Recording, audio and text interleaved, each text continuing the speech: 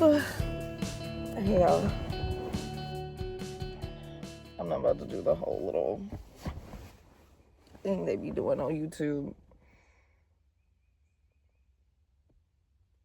What the heck? I'm still a little sleepy, but it's time to get up.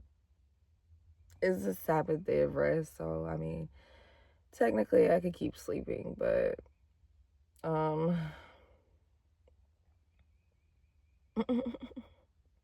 do I have this right here? Like, why is this here? I don't really care for it to be here. I don't really want that there. I lost my train of thought. I was about to say, yeah, I'm burnt up, as you can tell, because this job that I work, man, we'll be out in the sun freaking 12, 14 hours a day, flagging, holding up signs for a construction crew, a road work crew. And, like, I'm so dark. I don't know. Where's my tanning line? There's one. Yeah, but man, I'm burnt. But yeah, so anyways, good morning. I'm honestly just like chilling. Today is a chill day, a day of rest. So I actually pulled up to my grandma's because on the weekend I like to reset at her house and save me some money. You know, it's always good to save money. So until I actually start branching out and traveling, I come to my grandma's on the weekend and I wash my clothes. I gotta wash my sheets. I got my clothes in my book bag I gotta wash. And I got some more clothes. Yeah, and I actually need to finish fixing my curtains. I think I'm gonna have to take a different approach because when I had my Audi, I tied my curtains. I had like a rope and I tied it to these little binder rings. You got to be creative with this stuff. Everybody's so creative. But yeah, so I just had them like this and then I tucked them into like the interior, like this thing. You see that? And it stayed, but for some reason these aren't staying. And I'm like, okay, so I'm going to have to take a different approach this time. And I'm going to have to fix these. I made these and they're a little ratchet, a little raggedy because I didn't really put much into it. So I still got to glue the edges. I sewed the top part like right here. And I created this little opening to put the thing in. But it's a little ghetto. I was just trying to rush to do it. I wasn't trying to put too much into it, as you could tell. So I'm gonna like glue the edges around. I don't feel like sewing. I'm probably just gonna hot glue it like I did my old curtains. But then like when you glue it, they start coming apart. So I probably should sew it so it can just be like, you know, and not just be all like this. So and I like to reuse stuff, repurpose things. So I use one of my sheets that came with this comforter set that I bought. This pretty comforter set. Wait, you can see it. This little comforter set. But it's like, part of me is like, dang. But I don't use those sheets. I use satin sheets. I'm a little bougie. So I'm like, I don't use the cotton sheets anyway. So, you know, but then I was like, dang, if I don't use this, if I end up having to buy me a curtain and like cut it to fit my windows, I'm like, I just wasted my sheet. But it's okay. I'll figure it out. I'll probably keep it and just fix it up instead of having to buy a curtain. Because I don't want the regular curtains. Like, you know, the regular curtains have like those binder rings. I mean, like the circle rings. And yeah, binder rings really look like that. Like they're the big circles and I don't need that. You know, I just need the ones that have like the rod opening, like where I can just slide my little string in. So, but I think what I'm going to do this time, since the binder rings aren't working, I am probably going to do like Velcro. Sometimes these Velcro strips have a problem sticking though. So I always have to like spray an adhesive on it and then stick it on the interior. So I think what I'm going to do is get Velcro strips and like put Velcro on here, and then I might just have to Velcro this there. But I don't like that because I want my string, because I just love to do it like an actual curtains that you just open them and I can see outside instead of having to like pull the Velcro off. You get what I'm saying? I just feel like it's just, I don't know, it's just something about that, waking up and just opening my curtains like that. Open sesame. So, open America. Okay, so, why did I say open America? Isn't it like, what is that he says? I don't know. But, so what I want to do is, I think I'm going to Velcro the strings. So how I have the binder rings like this, maybe I can do something with Velcro and do it like that, and then just Velcro that, so it'll hold up like Velcro, and I could still have the string like this, and I can still open sesame, you know? I think that'll be good. Let me do it like this. Hold on. There we go. Wait. That didn't work. Hold on. Okay, let me show you a visual of this. Open sesame. There we go. I'm such a big kid. Yeah, so I talk really fast. If you caught on, cool. If you didn't, just rewind. Yeah, so I'm not gonna be doing all that editing my videos and stuff, because first of all, I really don't know how to do all that. I act like a grandma when it comes to the camera or like technology. I have fuzzies in here. Yeah, I have fuzzies. But I just don't know how to do all that editing. So I'm just going to be posting raw footage, just straight like it. Straight like that, okay? Yeah, so don't judge me ever, please. To the least you judge others, the least you will be judged. So yeah, today's wash day. Get my car together day. And I got to fix up my bed, because I have to put legs on it. My platform, I just kind of just thugged it and put this like big gallon of something that I took out of my grandma's house underneath my platform to hold it up. And on the other side, I have like this big plastic container. And I just have random things holding it up, like a thing of water. So my grandma actually made me some legs. My grandmother, yeah, she builds stuff and does all kind of things at her age, 80 years old, and she's still thugging it, baby. She be mowing the lawn, doing everything, building cabinets and whatever, building a bar table, and she's awesome. But yeah, she wanted to make me some legs. She cut them to fit, so I'm gonna put those on today. I'm probably gonna I was thinking about maybe gluing them, but I think instead of gluing, I'm just gonna get the screws and just screw them on in so they last. Get the little drill, yeah, and screw them in, and that'll be better, and they could be real sturdy. I'm excited for that, so I don't have to. Yeah. Oh, another thing is, last time I was doing car life, I had like my bed was these foam pads, mattress pads, and then I had like the little waterproof zipper pouch, like I had them in that. But it took up like the whole car, and then when you fold it up, it just was too much, because I was like, okay, if I want to use this car, because as I travel, I do roadie, DoorDash. So, not somebody calling me. He gonna have to wait. So, I gotta pass gas, y'all. And, hold on, I really have to pass gas. I think I actually have to do something else. So, I'm gonna try to wait. So, my thing is, what was I saying? Oh yeah, so with the bed, I was like, it's just too much, because like if I ever did need to get like do packages and stuff, I don't want to have to like be like, how I'm gonna roll this up, put this up. So instead, I got this time I got this inflatable mattress pad, and I love it because it's easy. Like I just deflate it easily. And I inflate it easily. I can just press down with my foot or my hand, and just, it takes a minute. It does. But it's worth it, because the good thing is it's going to go flat, and I just roll it up. Soon I'm going to get a rooftop cargo carrier. So I'm going to put that in there and then just roll these blankets up and just put it in there. And guess what? My bed is put up. And now I have this whole back space to do whatever I need to do.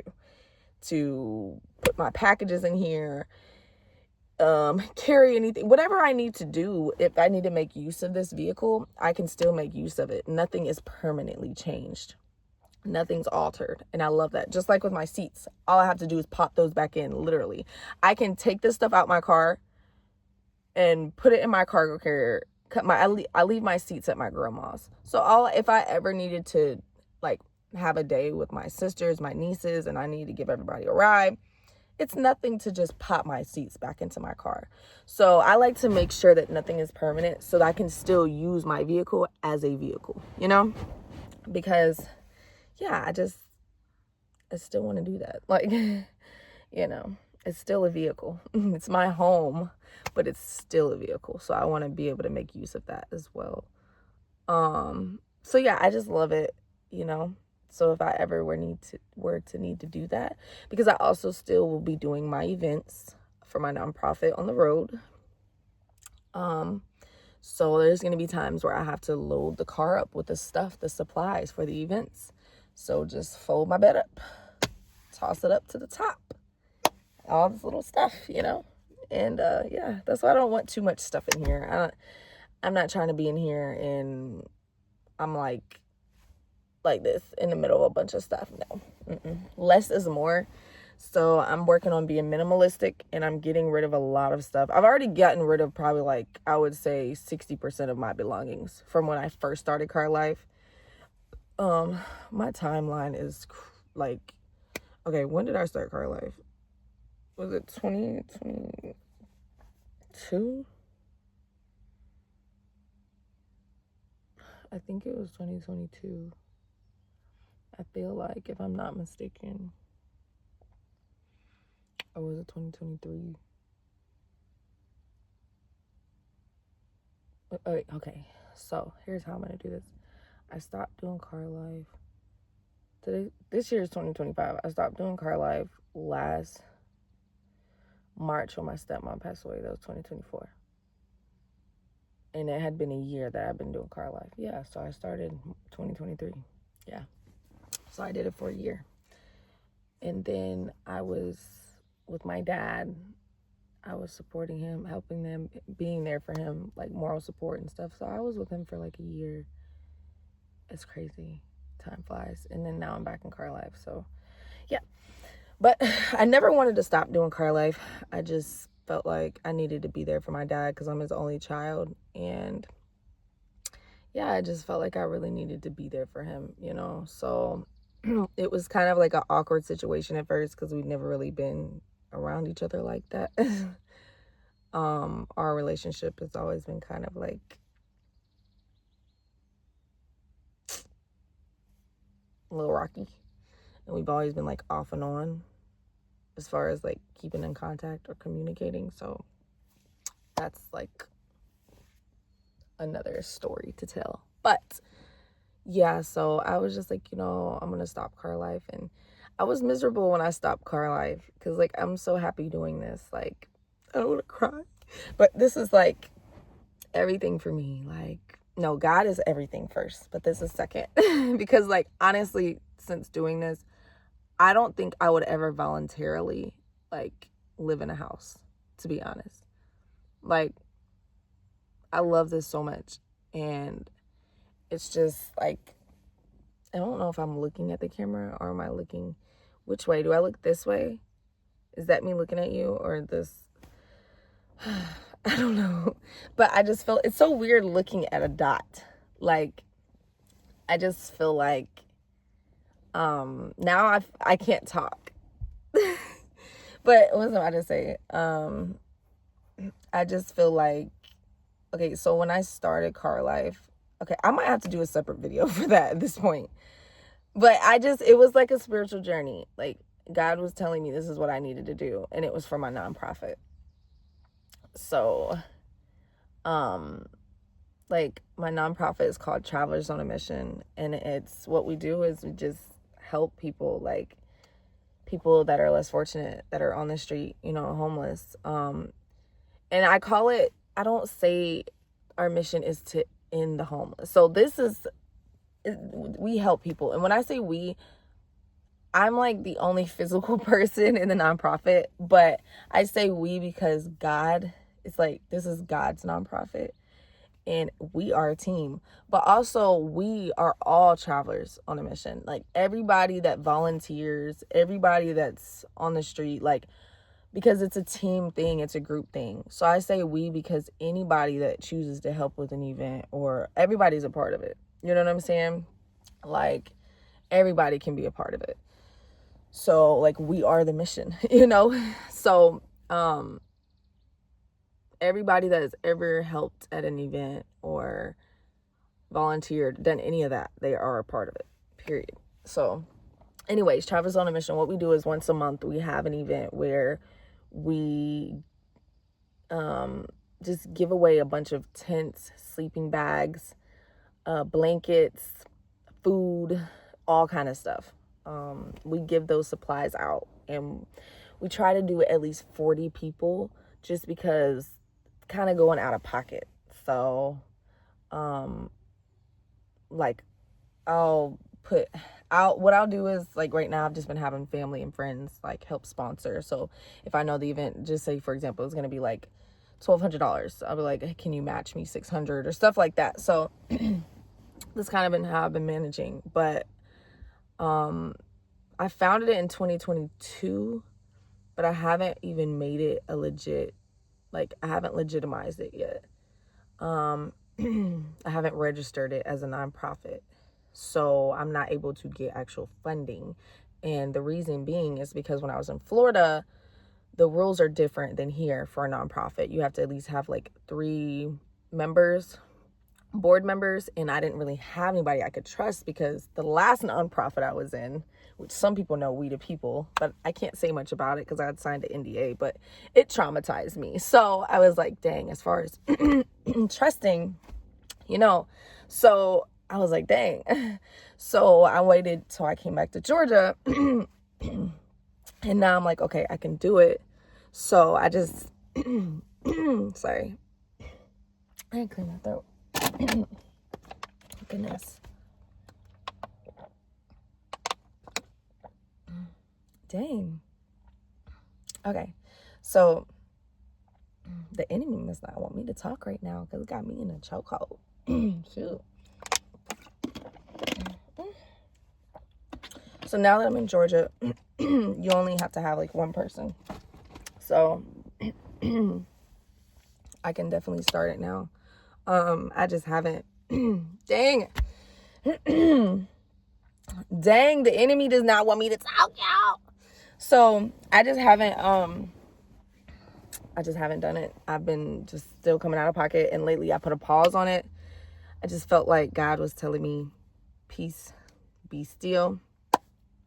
Know that I am God, be still, and know that I am God. That's the one I'm thinking of. I think he's like, know that I am God and be still. So I'm just being still, waiting on him, because I felt like I kept trying to do things out of my own strength and not his, and it was not working out. It was becoming a disaster. And thing is, I want this to be in his will and his timing and how he wants, because that's when it's going to work out perfectly. So I'm just leaving it to him. So anyway, let me circle back. The reason I started this journey, this car life journey, was because God told me to, and it was about my nonprofit, Travelers on a Mission. He gave me this big vision, which I'm not going to talk about yet, but it's going to be more than just street outreach. Right now it's street outreach, but there's a bigger plan, a bigger vision.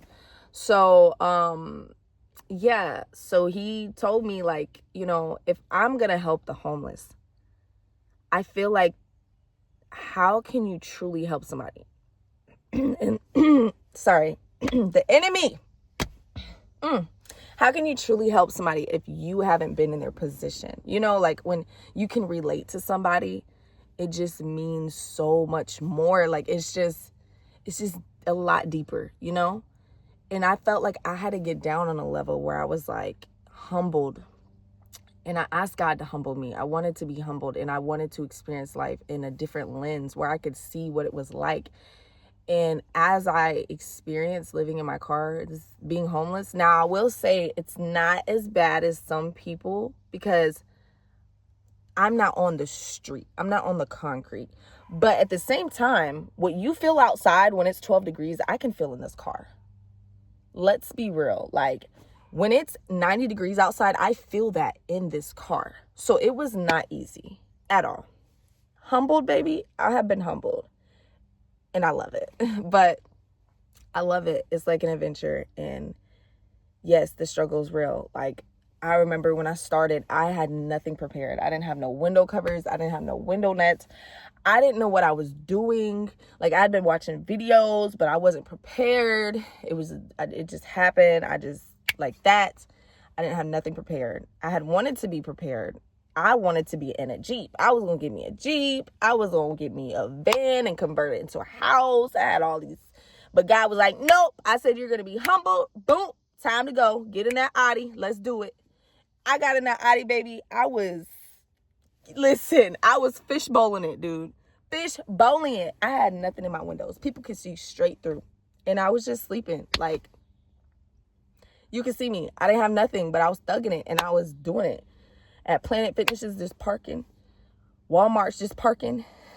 Oh my gosh. I've got to tell you the story of what happened when I first started car life. Dude. Because it was crazy. I got to tell you the story. But I'm not going to tell you in this video. I'm going to save it for another one. So you're not going to get everything in one video. Okay? But when I first started, man, I broke down. Literally, I think like the first week. Oh my gosh. That's another story. Okay. If you tune in, I will post that. But that was crazy. Talk about being humbled. But yeah, when I first started, man, it was rough. I was in Florida heat. It was like 90, 100 degrees. And I was hot as freak, dude. And I did not have rain guards, okay? So this is why I tell people, I'm making another video to say your 3 main essentials when starting car life. Because when I started, I didn't have rain guards. Meaning it was hot as freak and I could not roll my windows down for ventilation because you know Florida hurricane season, it was pouring raining every night. When I say I was like trying to go out the window, could barely breathe. And then I didn't have, my AC wasn't working like that. So I was hot as freak. And I didn't have these fans that I got off Amazon. So I had to go to Walmart and get this little thing where you fill it up with water. Actually, it wasn't even Walmart. I think it was like a $5 store or something. Five Below or something like that. It might have actually been Walmart. I can't remember. But I got this thing, you fill up water and it runs. And I plugged it into these power banks. And then, what else did I have? Oh, I ended up quickly getting one of these. Like my first week of living in my car. So, but the struggle was real. And then, oh my gosh, don't get me started when it got cold. When I migrated to Georgia, it was 12 degrees. Freezing. When I tell you it was so cold that I could breathe in my car, go like this, and you see like the condensation, whatever you call it, the fog, whatever. And it was so cold that I would have a water bottle and it would be frozen. Okay. My car, everything was frozen like freaking Antarctica in here. And when I tell you, I had to like, really, hot hands are what got me through. I put hot hands in my socks. Oh my gosh. And don't let me forget to put on socks. One night, there was a few nights I forgot to put on my socks. And my feet felt like they were going to fall off. They were hard. They were literally, like, that stuff is killer. No, seriously, it's no joke. You could die living in your car if you don't have the right setup. There are people that die just like they die on the street. That stuff is dangerous. So living in this car is a lot like living right there, laying on the concrete. Seriously, because the only thing is this is more luxury. This is luxury. This is luxury, okay? There are people that do not have a vehicle. There are people that do not have blankets. This is luxury. So I call this my choice and I call it luxury because there are people that don't even have this. But what I will say is this is hard. Like if you're not prepared, even being prepared, it is not easy. Like, so in the cold, when it was freezing, I had like 2 sleeping bags that were rated for like 30 degrees, 20 degree rather. And one of them might've been negative. were one of them negative? I think one of them was like -5 degrees or something. Anyway, so I could be lying. I can't remember. But I had 2 of those, and I had like 3-4 blankets. And I had a heating blanket. So the heating blanket, oh my gosh, thank God for the heating blanket. That's really what helped me through it. I would use my heating blanket and connect it to, I think I'm giving y'all too much in one video at this point. And connect it to this, my Blue Eddy. But yeah, so I would connect it to that, but it would only last like literally if I left it on all night, it would probably only last like 5 hours and it would drain my whole battery. So then I have to recharge my battery. But it helped me. And hot hands, I can't stress hot hands enough. That's why, like, we give out hot hands, Travelers on a Mission, because, whew, man, them hot hands are a lifesaver. Especially if you don't have a heating blanket, you don't have nothing for, like, with electricity, like, where you can use electricity. Like, hot hands are amazing. So, even with all that, though, it was still tough. Because, like, when I get up in the morning, you know, I have to get out of the bed in the cold to warm up my car. And that's going to take a minute. So everything's frozen, you know, like, hell, I didn't even want to get out of the bed. It was so cold. Like, imagine if you're in a house, you know, you got heat, you can, you know what I'm saying, have a heater on, even if you don't have central air and heat, whatever, you can have a heater on. I can't do that. And I don't leave my car running. So yeah, the struggle is real, man. And then your car, like, you gotta wait for it to defrost and stuff. So, but it's just a lot with it. It's not easy doing this, you know. I choose to do this. I love it, even through the good and the bad. You have your pros and cons with everything. So you just make it what it is, what you want to make it. So you can make this. You have some people that live in their vehicle. Unfortunately, they don't want to. And it's because they were forced to. But I feel like regardless of your situation, you can make it what you want to be, what you want it to be. You can turn it around for good and make it positive. And for me, I love this. And to circle back to what I was going to say earlier, when I started doing this was for a spiritual journey. I didn't think that this would be something that I really love doing. But in doing it for a year, I came to realize that I'm actually a nomad. And it all makes sense because anybody that knows me knows I'm free-spirited. And I'm constantly on the go wanting to move around. I've always been like that. I wish I would have known that this was a thing, like when I was freaking in college, because I was sleeping in my car at times. But I was like, if I knew this was a thing, man, I would have did this way back. I wish I would have thought about it, hell, and just been different. Like, it don't have to be a thing. Like, you know what I'm saying? I could have been doing this for so long now, dude. Like, really? And I would have loved this. But I love it now, and I feel bad for my future husband because this is like, I don't know how I'm going to get out of this, ever. Like, I love it so much. Only reason I stayed with my dad was because my dad, and I was trying to be there for him, but I'm like, no, I'm living in a vehicle. Like, I'm living on the road on wheels the rest of my life. Like, I love it so much. I love this lifestyle. It's me.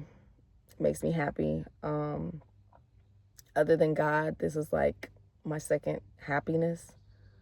And just like I always said, I wanted to be like the disciples of travelers.